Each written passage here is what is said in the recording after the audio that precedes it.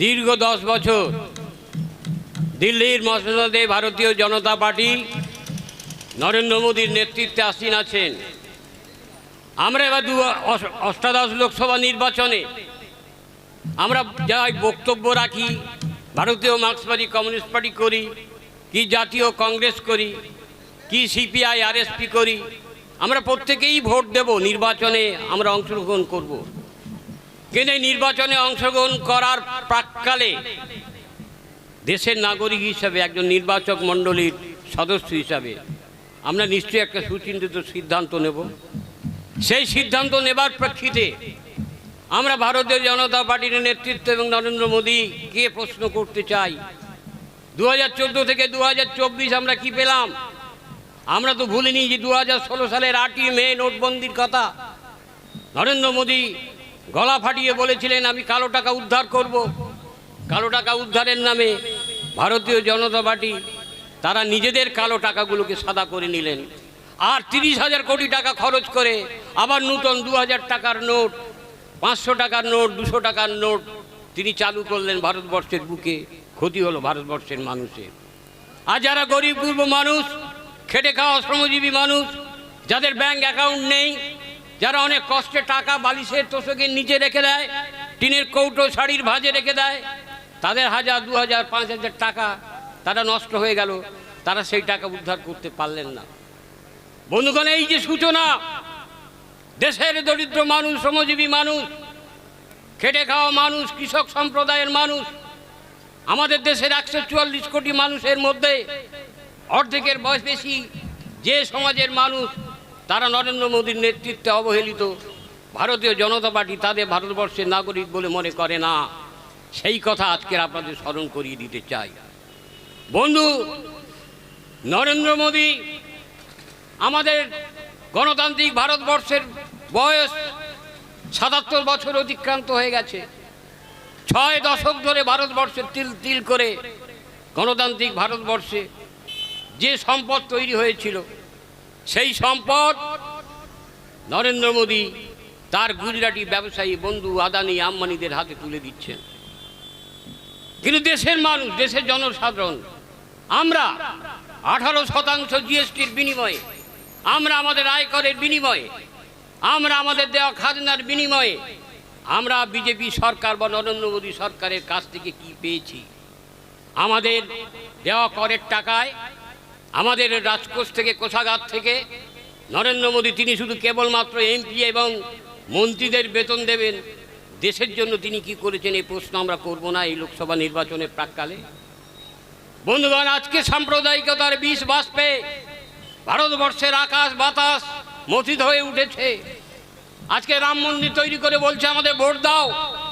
আরে মানুষ তো রাজনীতি করে বাঁচার জন্য, মানুষ রাজনীতি করে রুটি রোজগারের জন্য, মানুষ রাজনীতি করে কর্মসংস্থানের জন্য, দেশের উন্নয়নের জন্য, রাস্তাঘাট, স্কুল কলেজের জন্য।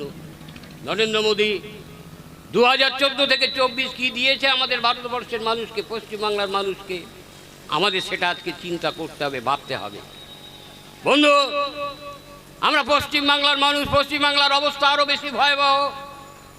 এখানে মমতা ব্যানার্জির নেতৃত্বে একটা তৃণমূল কংগ্রেসের সরকার আছে, যে সরকারের বয়স 13 বছর হয়ে গেছে। তারাও ভোট চাইছে দেশের মানুষের কাছে। তারা কি করবে? কাকে সমর্থন করবে? এনডিএকে সমর্থন করবে না বিজেপি জোট সরকারকে সমর্থন করবে? তাদের অবস্থান পরিষ্কার নয়। আর আমরা বাংলার মানুষ দেখলাম 13 বছর ধরে এই বাংলার বুকে লুটে রাজত্ব চালিয়েছে মমতা ব্যানার্জির সরকার। দুর্নীতি পাহাড় জমে গেছে বাংলার বুকে। আমরা বাংলার মানুষ ডাক্তার দেখাবার জন্য ব্যাঙ্গালোরে যেতে পারি না, আমরা ভেলোরে যেতে পারি না, বেড়াবার জন্য আমরা গোয়া যেতে পারি না, আমরা অন্য কোনো ভারতবর্ষের বড় বড় জায়গা যেতে পারি না।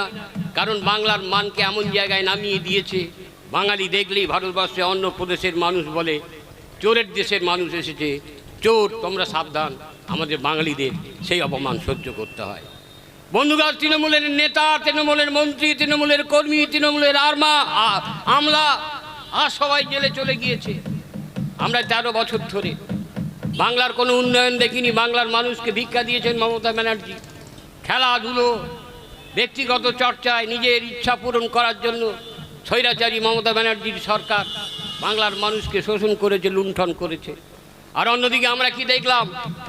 আমরা দেখলাম যে দরিদ্র পরিবার থেকে মমতা ব্যানার্জি এসেছেন, যে বস্তি থেকে তিনি উঠে এসেছেন, গণশক্তি পত্রিকা বাংলার অন্যতম বহুল প্রচলিত পত্রিকা, অর্ধ শতাব্দীরও বেশি কাল ধরে যে পত্রিকা বাংলার ঘরে ঘরে মানুষের কাছে আদৃত হয়েছে, সমাদৃত হয়েছে, মানুষ পড়েন।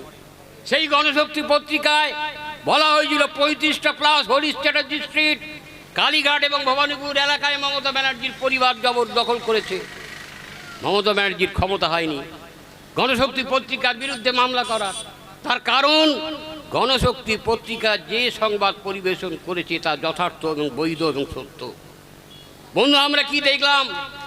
2011 সালের আগে যে পরিবার কেউ চাকরি করতো না, উল্লেখযোগ্য কোনো ব্যবসা করতো না, সে অমিত ব্যানার্জি বলুন, লতা ব্যানার্জি বলুন, কার্তিক ব্যানার্জি বলুন, কি অভিষেক ব্যানার্জি বলুন, জাগরী বন্দ্যোপাধ্যায় বলুন, ব্যানার্জি পরিবারের আজকে প্রতিটি সদস্য কোটি কোটি থেকে আরও কত কোটি টাকার মালিক হয়েছে, তার কোনো শেষ নেই। আমাদের গত 13 বছরের তৃণমূল মমতা ব্যানার্জির নেতৃত্বাধীন সরকারে একটি পরিবারের উন্নতি হয়েছে, বাংলার মানুষের উন্নতি হয়নি, বাংলার মানুষের জন্য কোনো চিন্তা করেনি। তাই বন্ধুগণ, আজকের এই অষ্টাদশ লোকসভা নির্বাচনের আগে আপনার মতামত ইভিএমে বোতাম টিপার আগে আমরা আজকে যে প্রার্থীর পক্ষে বক্তব্য রাখতে এসেছি তিনি একজন গুরুত্বপূর্ণ ব্যক্তি, বসিরহাট এলাকার গর্ব। সন্দেশখালী নিয়ে প্রত্যেক দিন দূরদর্শনে আমরা খবর পাই, কিন্তু এই সন্দেশখালী এলাকায় মা বোনেদের জাগরণের জন্য, মা বোনেদের সম্ভ্রম রক্ষা করার জন্য, গরিব চাষিদের জমি জোর করে যখন শাহজাহান বাহিনী দখল করে নোনা জল ঢুকিয়ে মাছের ভেড়ি তৈরি করছে, তার বিরুদ্ধে আন্দোলন করার জন্য, সন্দেশখালীর মানুষের জাগরণের জন্য নেতৃত্ব দিয়েছিলেন যে মানুষটা, তার নাম নিরাপদ সর্দার।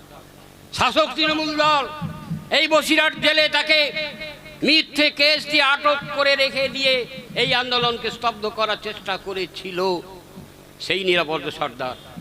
আজকের বাম কংগ্রেস জোটের প্রার্থী, জাতীয় কংগ্রেসের পক্ষ থেকে, ভারতীয় মার্কসিস্ট কমিউনিস্ট পার্টির পক্ষ থেকে, শুভবুদ্ধি সম্পন্ন মানুষের পক্ষ থেকে, আপামর জনসাধারণের পক্ষ থেকে আমাদের দেশকে বাঁচাবার জন্য, আমাদের রাজ্যকে বাঁচাবার জন্য, আমাদের আগামী প্রজন্মকে রক্ষা করার জন্য, আমাদের গণতন্ত্রকে রক্ষা করার জন্য, আমাদের সার্বভৌমত্বকে রক্ষা করার জন্য আজকের বাম কংগ্রেস জোট প্রার্থীকে আপনারা ভোট দিন, তাকে বিপুল ভোটে জয়ী করুন।